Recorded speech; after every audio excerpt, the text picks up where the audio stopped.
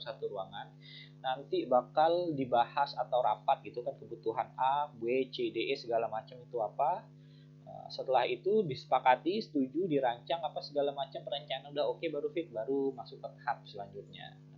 Seperti itu kurang lebih. Kenapa tadi di sini dibilang paralelisme dapat terjadi? Karena ketika analisis karena setelah selesai perencanaan, analisis itu dapat dijalankan, misalkan analisis A, B, C, D, E itu dapat dijalankan berbarengan karena biasanya tugas-tugas yang seperti itu dibagi ke ke panitia atau yang bersangkutan itu segala macam. Nah, seperti ini kan perencanaan. Analisis juga sebenarnya di sini bisa dipecahkan lagi. Analisis sistem, analisis kebutuhan user, analisis kebutuhan analisis dokumennya itu kan sebenarnya bisa dan bisa dijalankan berbarengan.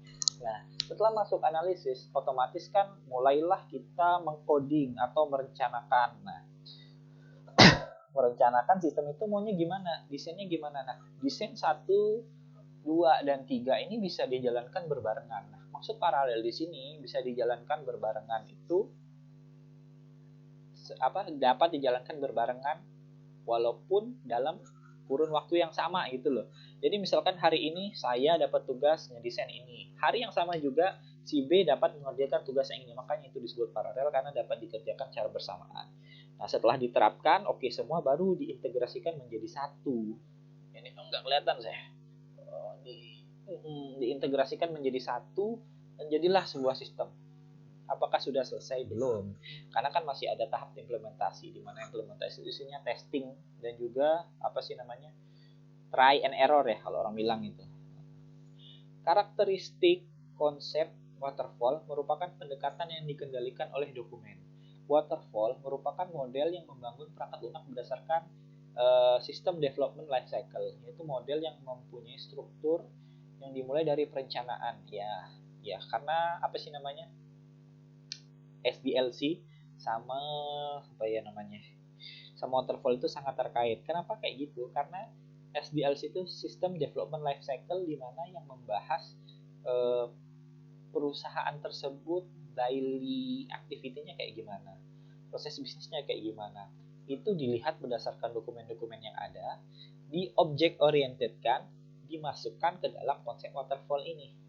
Makanya akan selalu diawali dengan perencanaan, analisis, desain, dan implementation. Sehingga tahap pengembangan dalam waterfall mempunyai struktur model pengembangan yang disebut sebagai linear sequential. Kenapa disebut linear sequential? Karena dia garis lurus.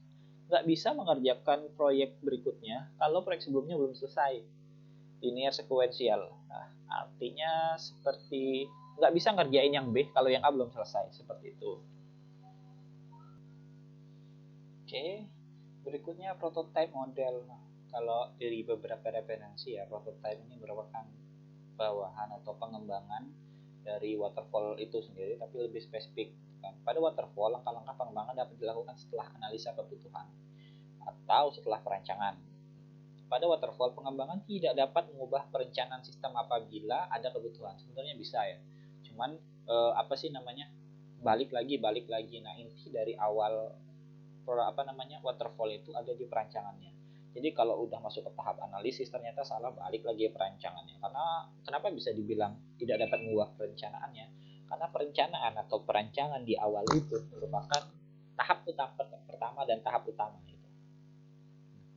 Kalau pendekatan prototype adalah bagian dari produk yang mengekspresikan logika maupun fisik antar muka dari produk yang akan dibangun. Dengan pendekatan ini, konsumen dan tim pengembang dapat mengklarifikasi kebutuhan dan interpretasi mereka. Nah, ibaratnya prototype ya. Nama prototype itu produk jadi atau semi jadi gitu kan. Jadi misalkan kita mau bikin proyek A, B, C, D, biasanya kita tuh ada template, katalog, apa segala macam. Bapak Ibu mau yang mana? Template A, mau yang B, C, D, E, nah seperti itu. Nah, kalau masalah prototype, beda yang utamanya dengan waterfall adalah di waktu. Kalau di waterfall dia menggunakan waktu yang lama, kalau di prototype ini menggunakan waktu yang cepat. Karena apa? Karena memang pengumpulan kebutuhan, perancangan, desain, dan implementasinya itu tidak begitu lama. Karena kalau dia salah bisa dibalik lagi. Oh, tidak sesuai dengan ini, dia bisa langsung masuk ke model analisanya dan langsung coding lagi gitu. Nah, gitu kan. Nah, pendekatan prototype itu kurang lebih bagiannya seperti ini. Ada pengumpulan kebutuhan atau analisis, kemudian ada quick design. Kenapa dibilang quick design? Karena biasanya orang, oh kalau desainnya seperti ini langsung di codingnya seperti ini, atau membangun prototipenya. Apa sih namanya? Ibaratnya kita apa ya? Kalau saya kasih contoh kemarin, kalau kalian pernah ke Mangga 2 itu banyak bapak-bapak apa ibu-ibu dan abang-abang yang jual website ya di sana. Misalkan kalian mau bikin website A, nanti mereka akan menawarkan kita katalog A B C D E. Kalaupun tidak ada yang sesuai, mereka akan desain apakah seperti ini cocok. Nah, desain itu kalau udah cocok, mereka langsung bangun yang namanya prototipenya. Modelnya seperti ini, satu halaman berapa segala macam. Nanti kita akan nanti mereka akan bahas sama kita di sana. Oh, cocoknya ternyata model A sama model B. Ya udah, nanti akan dibangun dan dikombinasikan. Nah, kalau tidak cocok, dia akan merubah desain lagi dan prototipe lagi, akan mendesain ulang sampai customer-nya itu merasa cocok. Ternyata kalau customer-nya udah cocok, udah puas, baru akan dikembangkan ke sistem yang sesungguhnya, ke aplikasi sesungguhnya, ke perangkat lunak sesungguhnya gitu.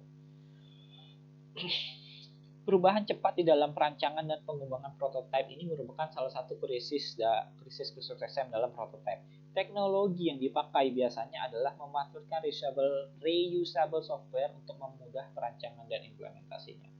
Cocok pada small project, misalkan skripsi, pembuatan aplikasi, toko, kafe, segala macam, itu sangat cocok dengan model prototipe ini. Nah, ada Rapid ya. Rapid ini merupakan turunan dari prototype ya. Rapid artinya cepat. Jadi seperti extreme programming, jadi kalau ada ada proyek A langsung didesain seperti ini, apakah cocok, makanya kalau cocok langsung dieksekusi. Kalaupun tidak cocok, maka akan didesain ulang sampai user atau stakeholdernya itu merasa puas. Biasa digunakan dalam pengembangan aplikasi dengan item berisiko tinggi atau dengan bagian yang tidak dimengerti seluruhnya oleh para tim pengembang.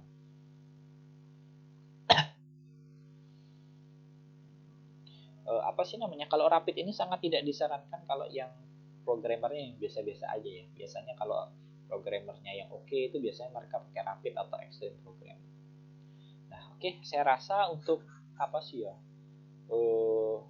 materi kali ini cukup sampai di sini ya.